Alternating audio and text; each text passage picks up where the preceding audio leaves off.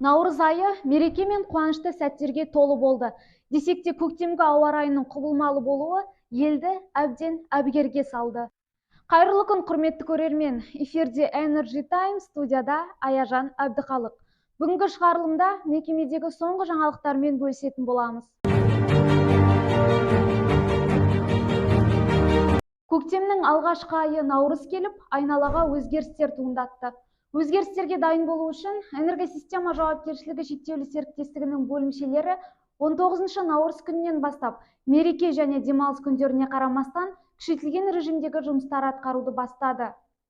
Демалыс және мереке күндері мекемемізде күшейтілген режимде жұмыс атқару бекітілді. Мамандар қала және облыс төңірегінде электр жарығын еш кедергіге қарамай күзетуге әзір. Мамандар арасында кезекшілік уақыты белгіленіп, тәулік бойы жағдай қадағаланатын болады.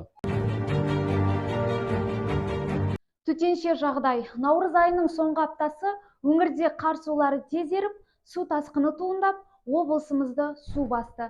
Осы орайда электр желілерінде қауіпті жағдайлар туындамас үшін энергосистема мекемесінің бас директоры Ержан Қайратбекұлы бастаған су тасқынына қарсы штаб құрылды.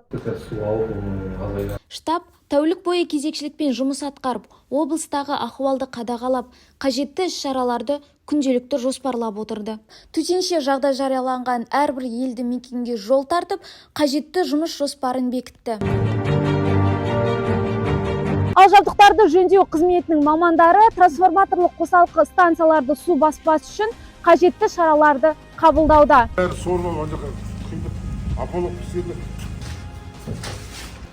Қазір көктемде міне қаланың ішінде бәрі су басып, соған үшін бізде усиленный режимінде. Біздің подстанциялар не суға кетпесін деп, халыққа свет сөніп қалмасын, подстанциялар су кетіп қалмасын деп, соның бәрінде обваловка істеп, құм сеуіп, ештеңеге қарамай жұмыс істеп жатырмыз. Халықта свет сөнбесін деп, устранить етіп жатырмыз жұмыстарын. Қаладағы электр қуатының жағдайы лезде қалыпқа келді. Алайда облысымыздағы бірнеше ауылдар суға батып, эвакуация жарияланды. Мекеме мамандары жол қатынасы жоқ.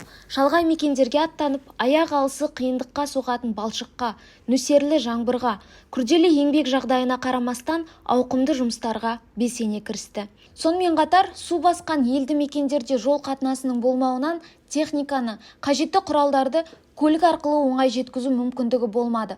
Мамандар мұндай нысандарға қайық арқылы қатынады. Далалық жерлердегі бағаналарды қалпына келтіріп, халыққа жарық беру үшін бүтін бригада су кешіп, балшық басып, бағананы және құралдарын қол күшімен көтеріп апару арқылы қондырды. Энергосистема жауапкершілігі шектеулі серіктестігінің барлық бөлімшелері күшейтілген режимдегі жұмыс жоспары бойынша қызмет атқарды. Жарық мәселесі туындаған барлық елді мекенде белсенді шаралар атқарылды. Ел үшін аянбай еңбек етіп, батырлық танытып, белдіктен келетін су кешеден тайынбай қызметтерін мүлтіксіз атқаратын қаһарман мамандардың еңбегі ерен. Жаужүрек майталмандардың күнделікті жұмыс барысы мен қиындықтарын көрсету мақсатында қаһарман жобасы іске қосылды.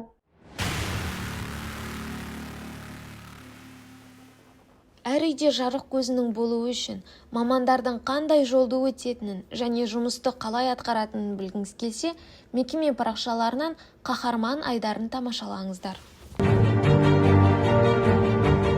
Энергосистема мекемесі іс-шараларды белсенді атқаруда. Әйтеке би ауданында жүргізіліп жатқан жұмыс барысы жөнінде әріптесім Әдемі Сайлаубай баяндайды. Апат келген күні Әйтеке би ауданы бойынша барлық елді мекендерге 24 сағаттың ішінде жедел қалпына келтіру жұмыстары атқарылып, тұтынушыларға жарық қосылып, электр энергиясының берілуі қалыптандырылды. Әйтеке би ауданы бойынша электр энергия беру штатный режимде, бәр елді мекендерде жарық бар. Авариялық қалпына келтіру жұмыстарын енді осыны аяқтаман жалғастырамыз. Оған бүкіл техникамызды, адам саны да жеткілікті өзіміз.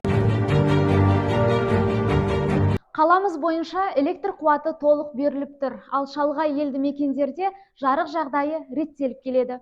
Ауылдық жерлерде жұмыстар аяқталуға жақын. Мекемедегі соңғы жаңалықтар легі осындай. Энергосистема мекемесі үйде және тұрмыста қауіпсіздік ережелерін сақтаудың маңыздылығын естеріңізге салады. Қауіпсіздік ережелері жөніндегі толық ақпаратты мекеменің Энергосистема 04 ресми Инстаграм парақшасынан көре аласыздар. Үйден шығарда жарықты сөндіріп, электр тоғын ажыратуды ұмытпаңыздар. Динара Манарбекқызы, Аяжан Абдықалық, Әдемі Сайлаубай.